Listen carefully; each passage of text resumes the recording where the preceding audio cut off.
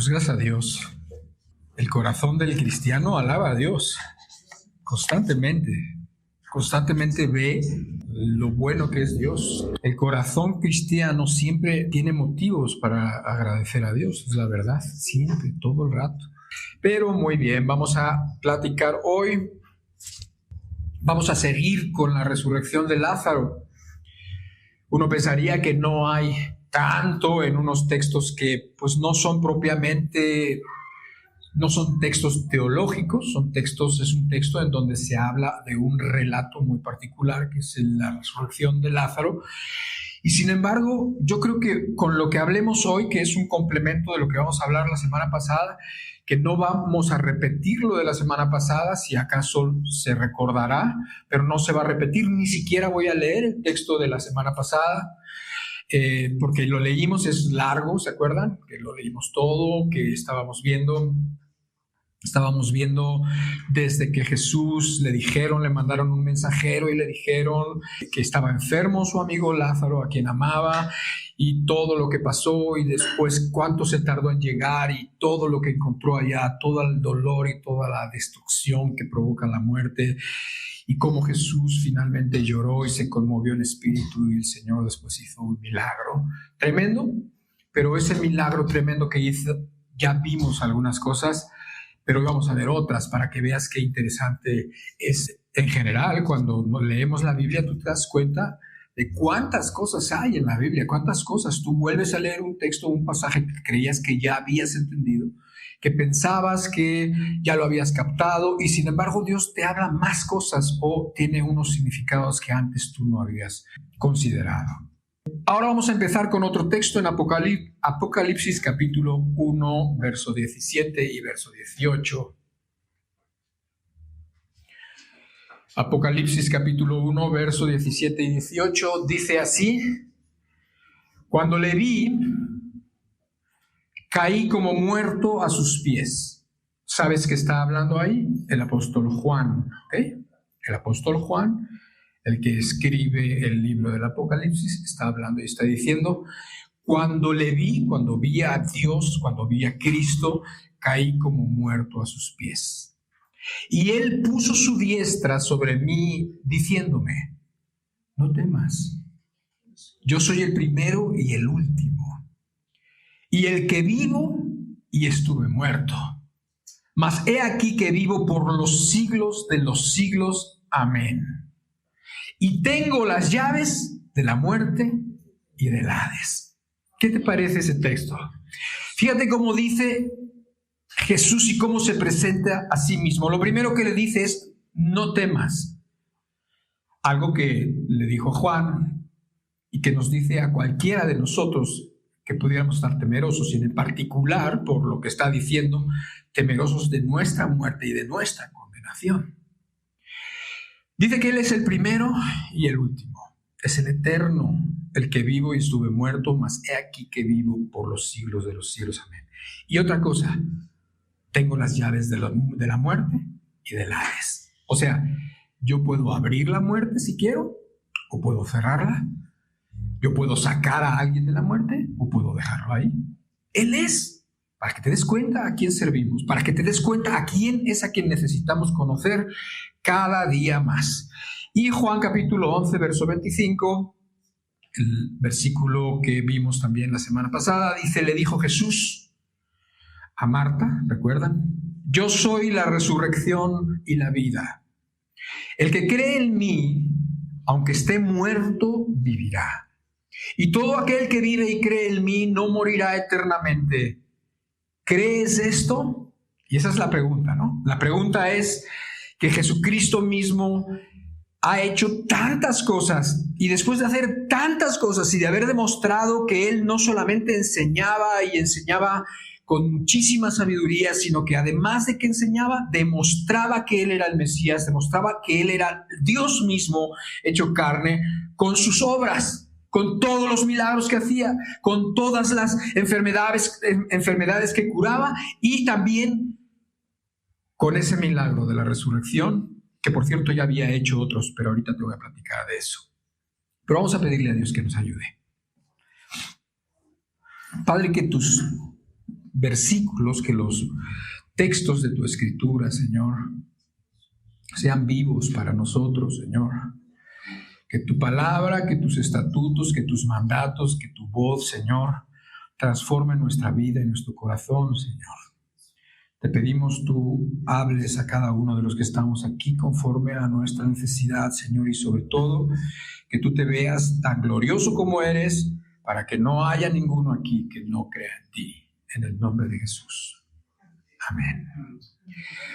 Pues mira, el primer texto que leímos del Apocalipsis nos presenta a Cristo glorificado, y a mí me llama mucho la atención en el contexto que estamos de Lázaro, que él tiene las llaves de la muerte y del Hades. El Hades es el lugar de los muertos. Puedes entenderlo así, no es exactamente el infierno, no es nada, es el lugar de los muertos, ¿no? Los antiguos, incluso los hebreos, también creían en un lugar donde estaban los muertos. Normalísimo preguntarse, bueno, ¿y los que están ahora aún sí creían? Porque algunos sí creían en la resurrección de los muertos, en el futuro, porque desde el profeta Daniel ya se había hablado de la resurrección de los muertos en un tiempo futuro. Decía, unos para vergüenza eterna y otros para salvación, desde los tiempos de Daniel, y también desde los tiempos de Job ya sabían que iba a haber una resurrección. Entonces, de alguna manera decían, bueno, pero desde ahora hasta que haya resurrección, ¿dónde están los muertos? Y entonces ellos entendían que estaban en el Hades, el lugar de los muertos. ¿Okay? Entonces, él tiene las llaves, eso es muy significativo. Él puede abrir o él puede cerrar. Él es el que manda, él puede abrir o puede cerrar. El segundo texto que vimos, que lo vimos también muy bien la semana pasada, nos demuestra que efectivamente tiene las llaves de la muerte y del Hades. ¿Por qué? Porque sacó de la muerte a Lázaro en ese pasaje. A mí me ha ayudado el tener que preparar esto para ustedes, porque a mí me hace pensar, porque yo me pregunto, bueno, y este pasaje que es tan importante, que es tan tremendo, ¿qué nos quiere exactamente enseñar? Ya lo estábamos viendo, el Señor, bueno, la verdad es que el milagro de levantar a Lázaro es el último de los milagros de Jesús, es el último. Él estaba a punto de que lo agarraran y ya lo mataran. De hecho, habían intentado matarlo ya. Ya lo habían intentado matar muchas veces, pero todavía no era el tiempo. Sin embargo, el tiempo se estaba aproximando. Y aquí estábamos ya en Betania, ¿recuerdan? Porque todo en este milagro estaba calculado por el Señor. No hay nada que se haya dejado a la casualidad. El momento justo antes de la festividad de la Pascua de los judíos, una de las festividades más importantes, sino la más importante de los judíos, que iban todos a Jerusalén, justo pasa antes de la Pascua. Y eso, bueno, pues tiene mucho significado, y no solamente tiene mucho significado, sino que el lugar donde estaba Betania era estratégico, estaba como a 3 kilómetros de Jerusalén, dice, pero estaba en el camino de todos los que venían del norte hacia el sur para Jerusalén. Todos los que venían a Jerusalén por el norte tenían que pasar por Jericó, y de Jericó tenían que pasar por Betania para llegar a Jerusalén. Así que había muchísima gente por allá, había muchísimos peregrinos, y este fue un evento que mucha gente supo de él. Fue un evento tan importante, un evento donde la gente se quedó tan maravillada que muchos hablaron de él. Hubo mucha palabra, mucho viste lo que pasó, visto lo que... Tanto fue así que este evento precipitó realmente la muerte de Jesucristo. Ok, entendemos, no la precipitó en el sentido de que Dios sabía perfectamente cómo hacer las cosas, sino más bien este evento, cuando mucha gente empezó a creer en Jesucristo por el milagro que se había hecho y que no se podía dudar, entonces los fariseos se empezaron a poner más nerviosos de lo que ya estaban, y ellos dijeron, esto ya no puede seguir así, y quisieron matar incluso a Lázaro. Y obviamente ya estaban así y ya dijeron, ya, esto no puede seguir así, y decidieron ya la muerte de Jesucristo. Pero nosotros sabemos que Dios, pues, tenía todo bien calculado. Tenía todo, Él sabe, Él es soberano, Él sabe cuándo hace las cosas, y parte de esto fue la enseñanza pasada, que muchas veces nuestros tiempos no son los tiempos de Dios, Muchas veces las cosas como Dios las hace nosotros no las entendemos, a veces malinterpretamos y hay personas que hasta dicen es que Dios, no sé, no me ha de amar porque ni me oye, ni me ayuda, ni me da esto, ni me da lo otro, ¿no? Cuando en realidad Dios hace las cosas siempre bien, siempre perfecto, siempre sabiamente, siempre sabe cuándo, siempre sabe a qué hora, etcétera. Habíamos visto también la semana pasada quizás que la familia, y esto lo digo con relación a que había muchísima gente, la familia de Lázaro, Marta, María, Lázaro, debió de ser una familia bastante prominente, o sea, mucha gente los conocía, de hecho muchos de los judíos fueron a consolarlas por la muerte de su hermano. Entonces era una familia conocida, no sé, no sabemos, no dice más, no sabemos si eran comerciantes, no sabemos la razón por la que eran conocidos, pero muchos de los judíos vinieron a consolarlos. Entonces estaba lleno de gente. Y precisamente porque estaba lleno de gente, porque Lázaro ya no estaba enfermo, sino que Lázaro ya estaba muerto, allá pues se acostumbra con bastante solidaridad acompañar a las personas dolidas, a las personas que tienen un familiar muerto. Y había muchas personas, y de hecho esos momentos de consuelo, esos momentos donde la gente mostraba solidaridad, donde la gente hacía ciertos guisos que ya eran hasta particulares para esos momentos, esas personas se quedaban por días, no era ni siquiera una noche como hoy es el día, ¿no? Más o menos hoy una persona muere y entonces se preparan las cosas y sea esa misma noche o quizás una noche después se le suele velar a la persona, uno de nosotros va, consuela un ratito, está un ratito, es un poco un evento un poco más social, no que no sea importante, no que no sea bueno, sí lo es, pero sin embargo en aquel tiempo estaban días allá con la gente dolida y compartían de ese dolor. Y la verdad creo que eso es una costumbre bastante hermosa, ¿no? Porque hay que reírse con los que ríen y hay que llorar con los que lloran. Hay que aprender a compartir el corazón de las personas. Así que te decía yo que tuvo tanto impacto que la verdad este evento forzó el complot ya para matar a Jesús. En Juan capítulo 10 podemos ver, nuevamente te recuerdo que el pasaje de Lázaro está en Juan capítulo 11, Juan capítulo 10 es un poquito antes, y es cuando Jesús había estado en Jerusalén, después se había ido a otro lugar, y es en aquel otro lugar donde le habían dicho que Lázaro estaba enfermo. Dice, entonces, desde el verso 31 al 33, entonces los judíos volvieron a tomar piedras para apedrearle. Jesús le respondió, muchas buenas obras os he mostrado de mi Padre. ¿Por cuál de ellas me apedreáis? Le respondieron los judíos diciendo, por buena obra no te apedreamos, sino por la blasfemia, porque tú, siendo hombre, te haces Dios. Esto pasó un poquito antes de nuestro pasaje de Lázaro. Entonces ahí lo quisieron volver a apedrear, o sea, ya lo habían intentado antes también. Y ellos dijeron por qué lo quisieron apedrear, porque les parecía una blasfemia que él dijera que era Dios hecho hombre. Esa era la blasfemia y por eso lo querían apedrear. Y la verdad es que anteriormente nos dicen los evangelios que también habían querido matar a Jesús, que lo habían querido despeñar en alguna otra ocasión, pero no era el tiempo. Sin embargo, el tiempo ya estaba llegando. Estamos justo antes de la semana de Pascua. ¿Cuándo mataron a Jesús? En la semana de Pascua. Él es nuestra Pascua, Jesús es nuestra Pascua. Jesús es el Cordero que iba a ser sacrificado para que la sangre del Cordero, ¿se acuerdan? De toda aquella historia de Moisés, toda aquella historia de los judíos en Egipto. Y esa era la festividad que estaban celebrando y era precisamente, casualmente, obviamente no, era la festividad donde iban a matar a Jesús, el Cordero de Dios, que quita el pecado del mundo. Entonces estábamos justo antes de la Pascua. Este evento, el que sucedió con Lázaro, la resurrección de Lázaro, iba a poner de alguna manera las bases para que la gente pudiera creer en lo próximo que iba a suceder. Lo próximo que iba a suceder es que matarían a Cristo y que resucitaría. de alguna manera estaba anticipando lo que iba a pasar, estaba facilitándonos el poder creer. Dios no nos pide que creamos a ciegas. Dios no nos pide que creamos porque Él dice y se acabó. No. Él nos pide que creamos, pero nos pide que creamos en un Dios que ha hecho tantas cosas que es imposible no creer en Él.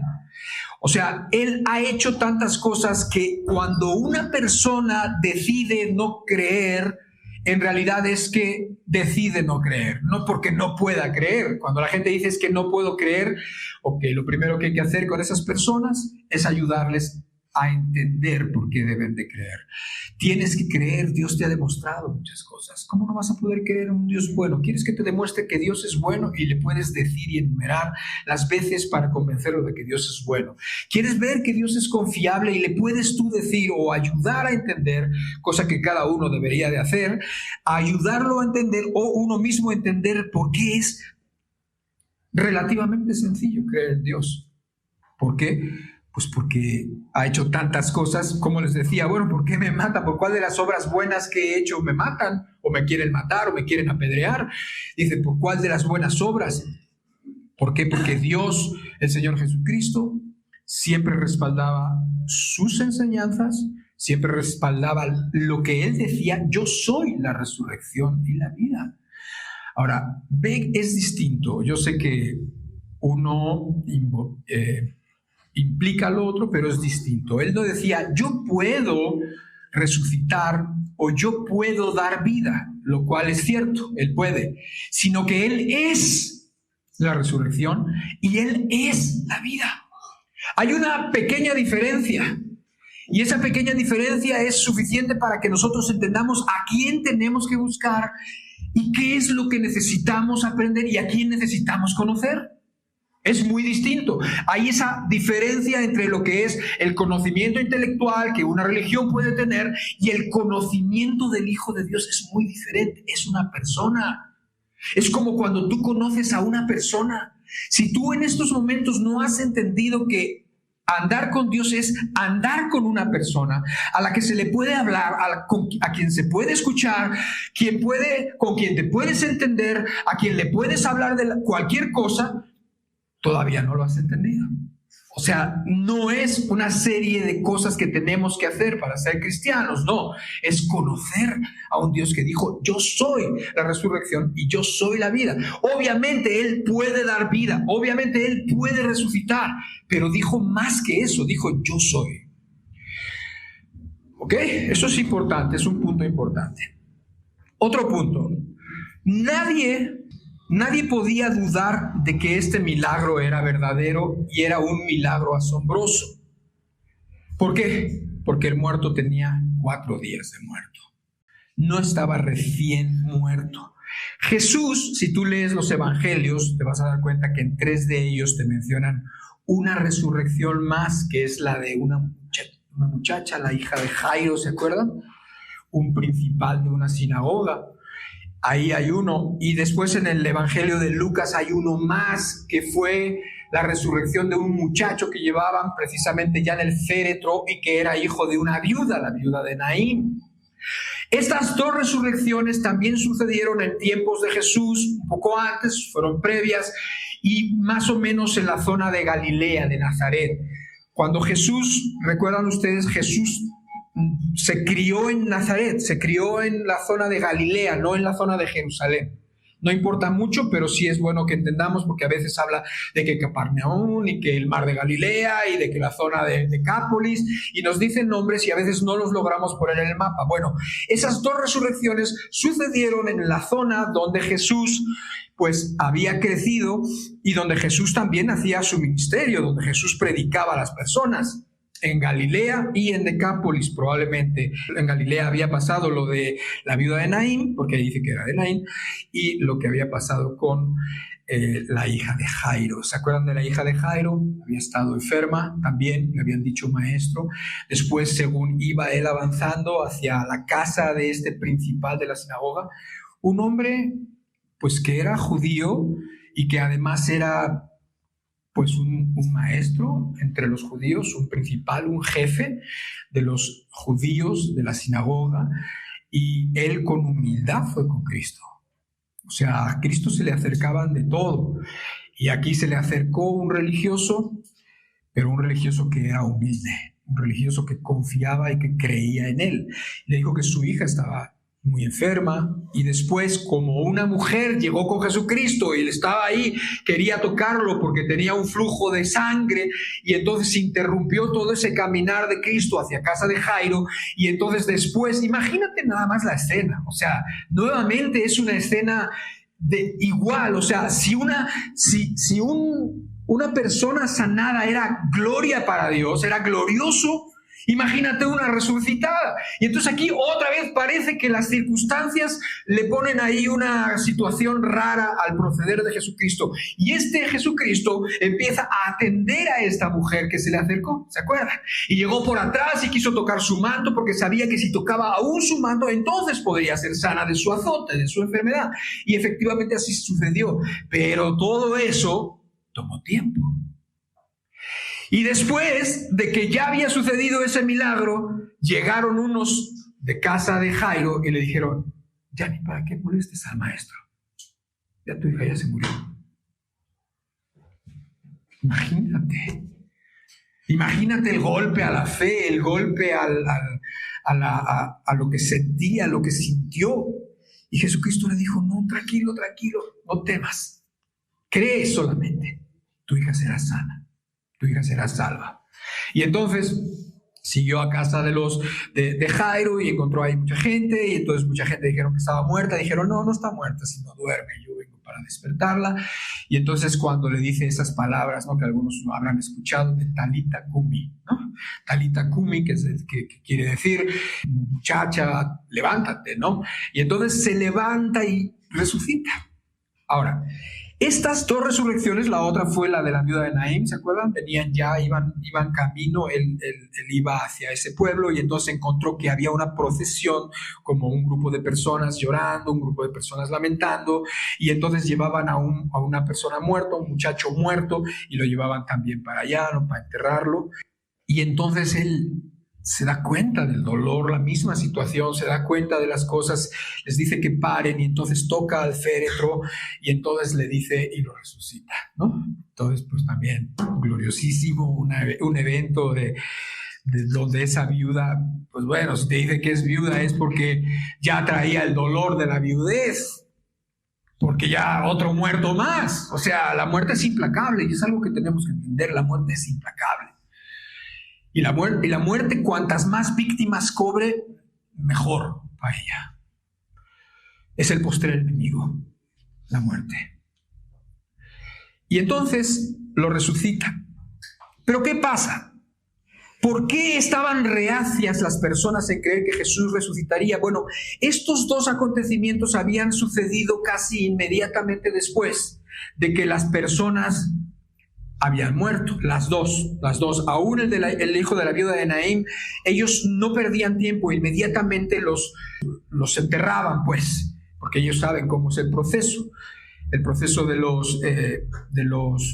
de un cuerpo para descomponerse. O sea, sabían que eso era cuestión de tiempo, y además ellos no quieren tener a un muerto ahí porque es algo impuro, y porque su ley no les gusta tener un muerto por todo lo que implica, por las enfermedades y también por la pureza o impureza, en este caso ritual, que era algo que tenían. Pero bueno, la cosa es que estos dos eventos, había gente que pudiera maliciosamente quizás decir: bueno, pues, además los has oído tú los has oído en la universidad, tú los has oído entre tus vecinos o entre tu familia. Pero es que seguramente no estaban muertos.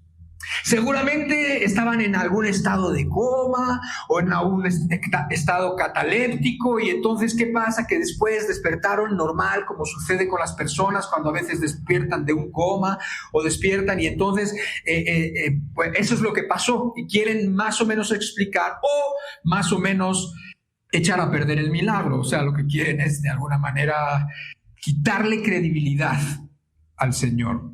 De estas gentes nos hemos encontrado muchas personas quieren explicar hasta la misma muerte de Cristo. Quiere explicar que en realidad no estaba muerto, sino que simplemente estaba en un estado donde, ese estado en donde las personas incluso ya parece que no tienen signos vitales, se ponen rígidas y no están muertos. Y aún un doctor pudiera decir sin más estudios, pues sí, parece que está muerto. Y sí existen esos estados, digamos, y entonces dicen, bueno, pues así, y como en aquel tiempo, pues no se sabía efectivamente si el corazón estaba funcionando, o no se sabía si la muerte cerebral, o si no había muerte cerebral, y pues cómo se podía saber, y seguramente no estaban muertos, y esas no fueron resurrecciones. Quieren desprestigiar al Señor Jesús. Bueno, pues en el tiempo de Lázaro y en la ocasión de Lázaro no pasaba eso. Había 4 días que estaba muerto. ¿Te das cuenta cómo todo lo que Jesús hizo, cómo lo hizo, cómo dejó pasar 2 días deliberadamente antes de regresar, antes de ir a Betania? Todo tenía un propósito. ¿Por qué? Porque si alguna persona había pensado que la hija de Jairo no estaba muerto, o que aquel que ya transportaban, que era el hijo de la viuda, no estaba muerto, o pudiera no haber estado muerto, Lázaro sí estaba muerto, y muy muerto, ya había entrado en el proceso de descomposición, e incluso dice que apestaba. Tú sabes cómo huele un muerto, ¿no? Después de 24 horas desde el fallecimiento, el proceso de descomposición de un cuerpo humano empieza a evidenciarse. No es que no haya tenido ya parte, no es que las bacterias que tenemos no hayan empezado a hacer su obra y hayan empezado a destruir poco a poco los órganos, a destruir poco a poco los tejidos, etcétera, etcétera. No, sino que ya empieza a ser después de 24 horas evidente. El estado de descomposición se manifiesta con cambios físicos visibles. Hay en un momento dado una rigidez de los músculos que se conoce como el rigor mortis. Algunos han escuchado ese término, y es que está tieso el muerto, pero después de otras horas ese estado de rigidez se quita y entonces se vuelve otra vez a estar suave, a estar flácido, digamos. O sea, se sabe qué es lo que pasa cuando la gente muere, y más o menos sigue un proceso. La sangre se asienta en los órganos, la piel se torna pálida, aparecen manchas inmediatamente. No se tardan mucho en aparecer manchas como moretones en el cuerpo. Por eso los maquillan mucho. Los maquillan, ¿por qué? Porque quieren que se vea lo más normal. Pero ya hay evidencia de la descomposición. Y obviamente después de un tiempo, después de los primeros días, empieza el mal olor, la atracción de insectos, etcétera, etcétera. Y todas estas fases de descomposición varían en tiempo por la temperatura, por las condiciones ambientales, ¿sí? Ahora, piensa esto. Estamos abril, más o menos. Esto sucedió en abril porque tenemos la festividad judía, la festividad de la Pascua. Estamos más o menos en abril, y en aquella época, en abril, las temperaturas mínimas son de 15 grados y las máximas más o menos de 27 grados. O sea, calorcito. Calorcito para que la descomposición se dé mejor, porque si hace más calor, las cosas se descomponen, tú lo sabes. Tú sabes que si dejas carne y no la metes al frigorífico, te dura mucho menos, que si la metes al frigorífico, tú sabes que las cosas que no se ponen en lo frío se descomponen antes. Los judíos no embalsamaban, simplemente vendaban al muerto y lo ponían con algunas especias, básicamente para evitar o para mitigar de alguna manera el olor. Así que, bueno, pues imagínatelo 4 días, ¿no? Después de todo esto, el color, el aspecto, los ojos, ya las bacterias habiendo hecho lo que tenían que hacer, y pues ese es Lázaro.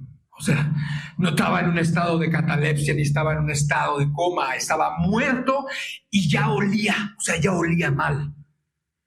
Entonces, cuando el Señor Jesucristo hizo las cosas, tomó el tiempo que tomó, lo hizo a propósito, para que la gente creyese. Como te repito, preparando todo el escenario para la próxima resurrección, que era la suya propia, para que todos creyeran. Y esto no fue un evento aislado, esto es un evento que muchísima gente conoció, supo, se pasó de boca en boca, tanto así que muchísimos de los judíos creyeron. Y es que la muerte, la verdad es que siempre necesitamos tenerla enfrente. Parece absurdo que nosotros los cristianos, digamos, necesitamos tener siempre presente a la muerte. Sí, la necesitamos tener siempre presente, porque ese regalo de la vida, en realidad, no es ningún regalo si la persona no se sabe muerta y bien muerta, o si la persona no sabe todo lo que causa la muerte aquí y todo lo que va a causar la muerte y la separación de Dios en la eternidad. La muerte sigue siendo impresionante. Yo he visto que muchos de los vivos, que son de esos que quisieran ser jóvenes y vivir para siempre, están aterrorizados por la muerte. También aquellos pecadores que activamente viven en pecado, varios, no todos, pero muchos de ellos viven aterrorizados por el pecado porque saben que activamente están viviendo en pecado. Viven aterrorizados por la muerte porque saben que activamente están viviendo en pecado. Personas que viven en adulterio activamente, personas que viven en la borrachera, que saben que llegado el sábado o llegado el viernes se van a emborrachar porque eso es lo que quieren, o que van a ver esta película o esta otra inmundicia, y saben, cada quien con sus pecados, lo saben y activamente viven en pecado. Hay algunas personas que tienen todavía un poco de conciencia, o la obra de Dios, el Espíritu todavía ahí se ve en ellos, que viven aterrorizados por la muerte. Tanto es así que algunos ni siquiera disfrutan bien, que algunos de ellos ni siquiera disfrutan bien de su pecado. Pero la muerte es tremenda. O sea, la muerte no deja de impresionarte. Cuando tú te encuentras de repente y ves a la muerte de frente, puede ser por un accidente en la carretera, y tú ves el desastre y tú puedes ver miembros por acá y por allá, y te impresiona, o quizás en un asesinato o una enfermedad terminal, siempre nos impresiona la muerte, siempre. Y sin embargo, es algo que la Biblia nos invita a que tengamos presente siempre. Además de que dice que el último de los enemigos es la muerte, pero bueno, te anticipo una cosa, es el último de los enemigos que va a ser vencido, no que no. O sea, va a ser vencida la muerte. ¿Por quién? Pues ya te lo presenté.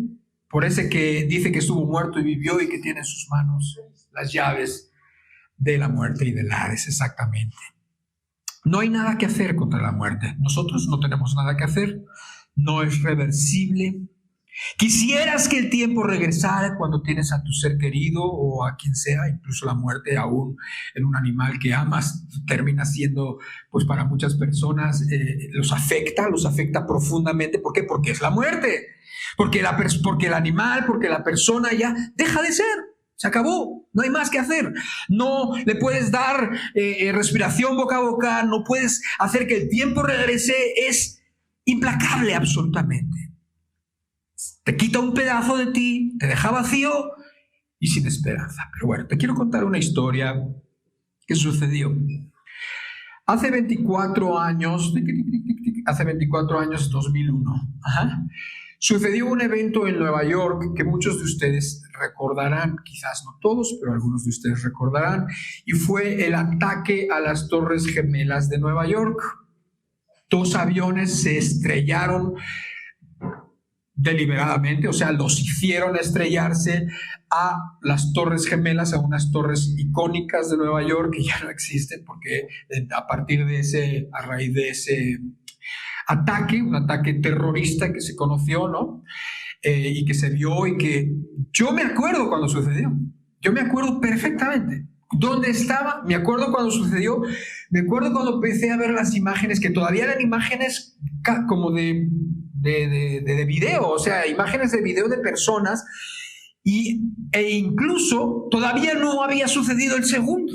Primero fue una torre, un avión en una torre, y después, cuando ya todo el mundo tenía sus ojos mirando allá, vino otro avión y se estrelló la torre. Hubo por ahí un tercer avión que fue contra otra parte de otros 2 aviones, ¿no? Por lo menos uno se fue contra el Pentágono y otro todavía se murieron todos por allá, pero lograron que no cayera en un lugar donde hubiera gente. Pero bueno, el asunto fue tremendo, fue algo que chocó, o sea, la gente estaba en estado de shock, en estado de shock, así como, ¿qué es eso? Era una maldad premeditada, había muchos muertos, miles de muertos, todavía tú podías ver a la gente saltando de las torres, o sea, 100 pisos para abajo, saltando de allá. ¿Por qué? Pues por el calor, por todo el infierno que había aquí, a lo mejor ni pensaban y se salían, o a lo mejor dijeron mejor esto que lo otro, vete a saber por lo que fuera, pero ver todo eso era impresionante. En esos días en Estados Unidos se hicieron muchos programas, se entrevistaron a muchas personas, se quería entender pues aquellas cuestiones del terrorismo, de la yihad, de los musulmanes, del islam y de todo eso, porque habían sido muchos musulmanes los que habían hecho y perpetrado y bueno, todo lo que siguió, ¿no? Entonces, en un programa muy conocido de Estados Unidos, entrevistaron a un ministro cristiano muy prominente, un ministro cristiano. Ahora, lo que querían era meter al ministro cristiano en la polémica. O sea, lo que querían realmente era meter al ministro cristiano como para que dijera y qué con el terrorismo y la yihad. Ok, no pasa nada, pero sin embargo, él comenta que le hicieron unas preguntas sin que le hubieran dicho que le iban a preguntar. Y entonces le preguntaron, oiga, ¿y qué significa todo esto? O sea, como poniéndolo un poco para que dijera, no sé, como para que probablemente, no lo sé, pero probablemente para que dijera, ellos son los malos, nosotros los buenos, ellos son los que quieren destruir la civilización, los que ellos quieren destruir esto y nosotros somos. Algo no le avisaron, puede a lo mejor haber sido una pregunta genuina, no lo sabemos, pero sin embargo sí sabemos lo que él contestó, porque dice que no tuvo tiempo de pensar, pero que de repente, pum, se le iluminó y dijo, lo que significa es que no tenemos control sobre la muerte. O sea, no podemos controlar cuándo vamos a morir. Esas personas eran las 7:30 de la mañana o las 7 de la mañana, habían salido de su casa, habían ido al trabajo, no sabían qué iba a suceder y fueron miles.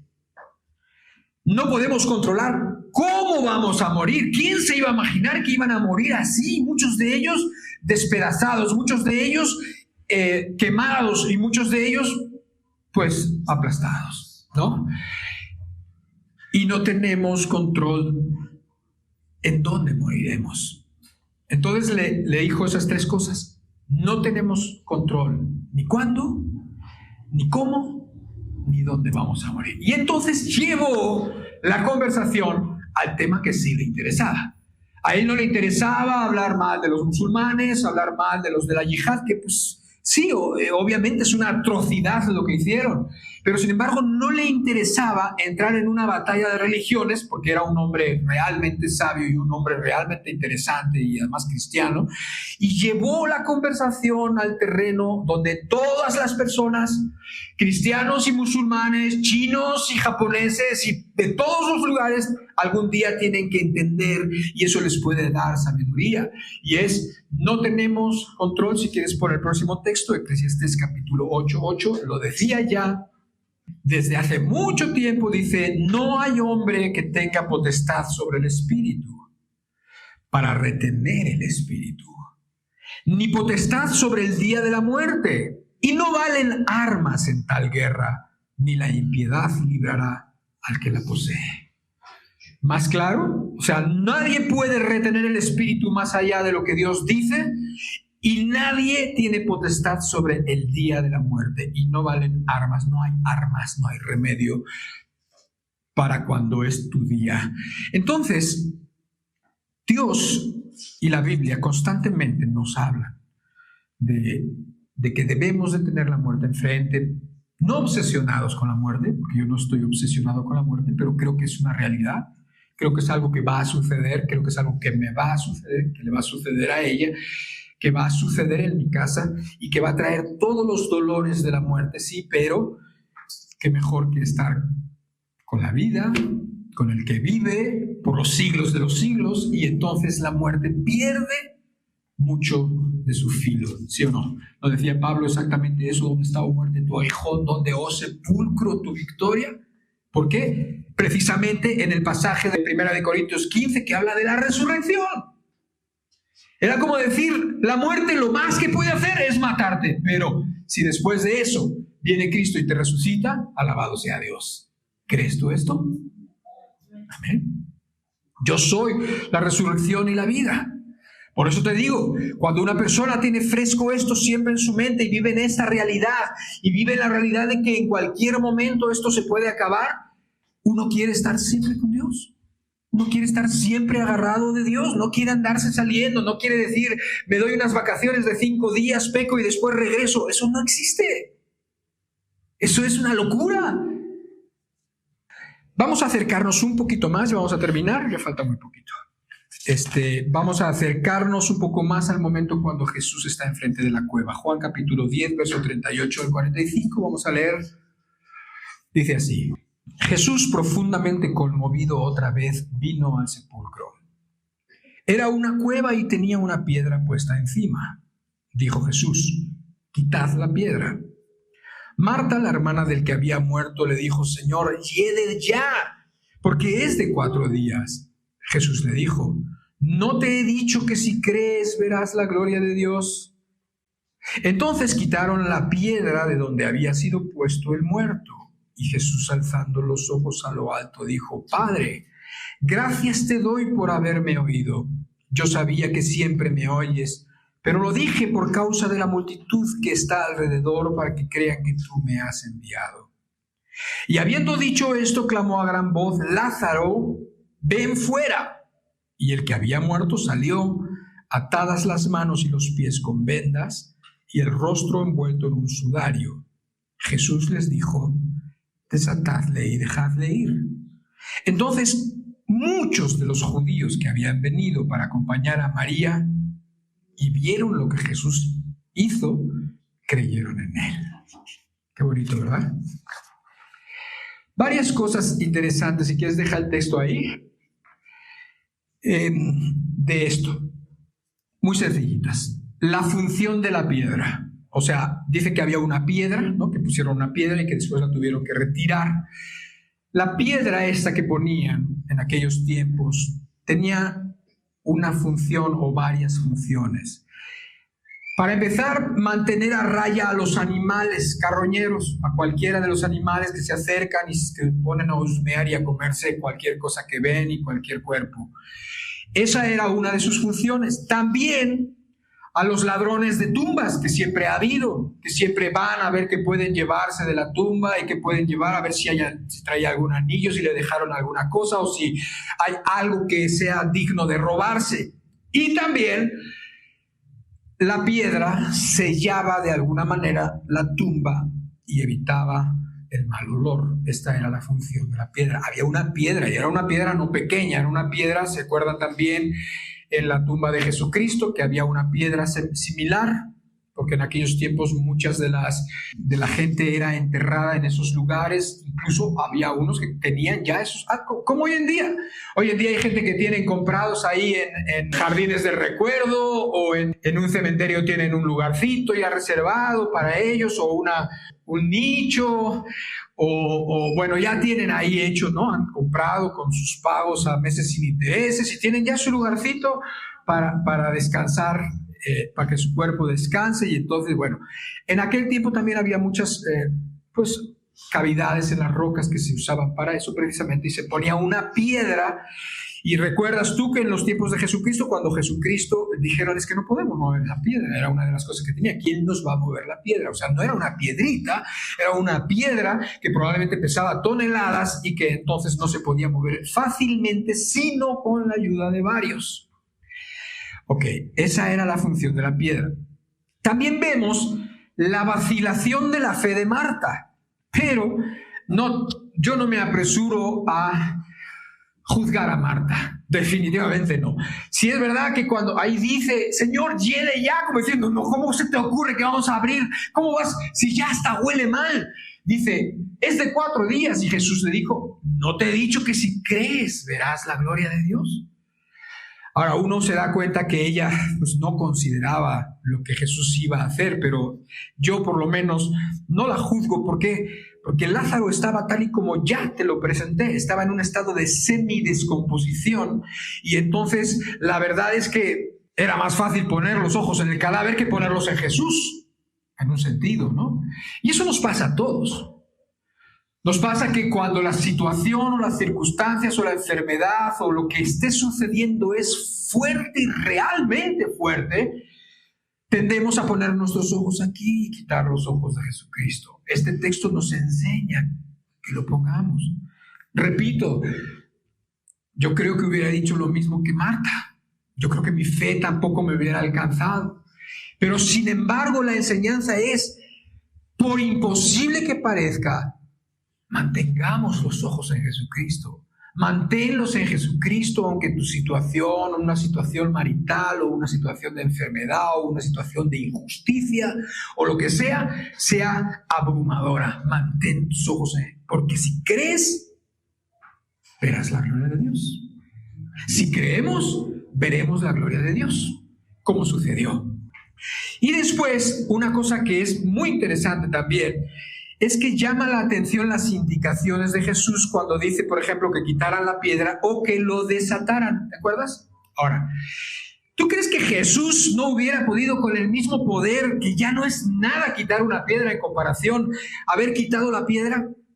Hubiera podido hacerlo, pero no lo quiso hacer, sino que hubo ahí unas personas, unos hombres y unas mujeres que quitaron la piedra.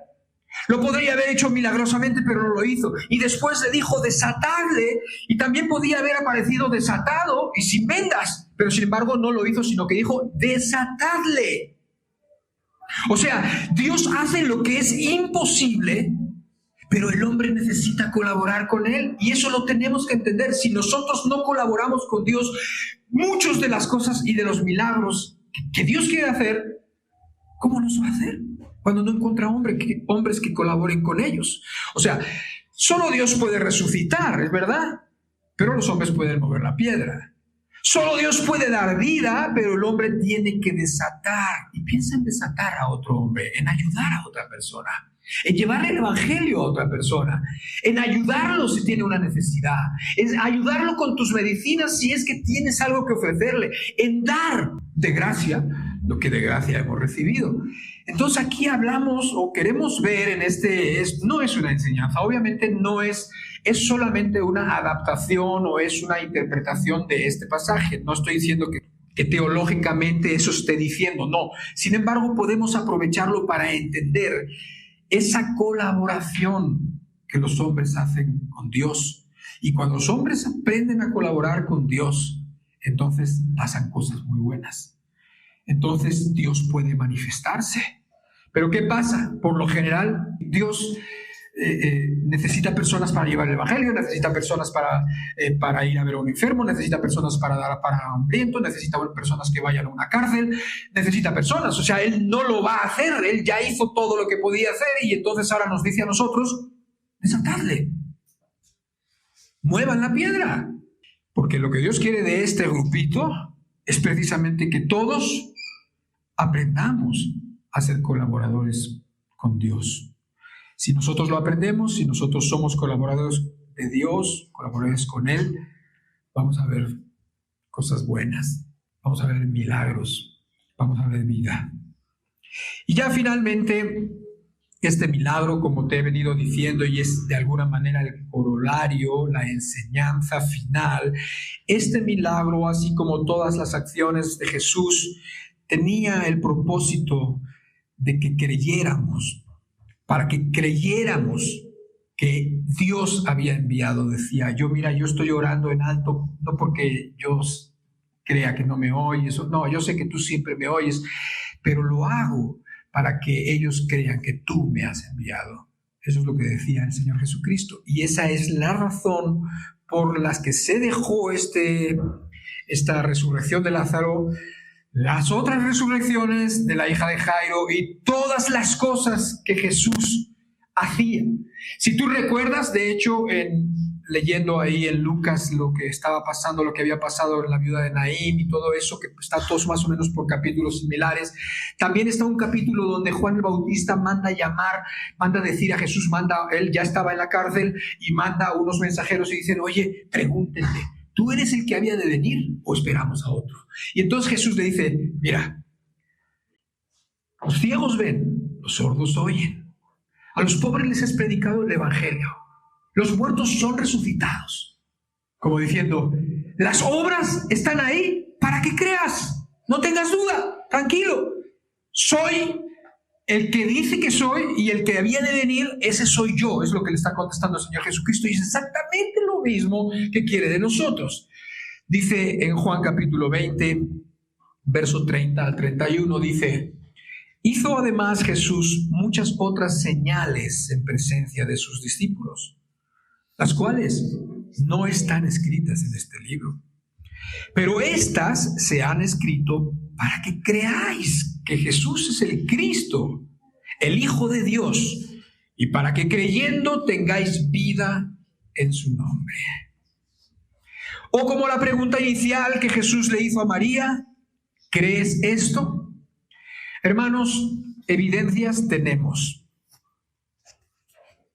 Multitud de evidencias.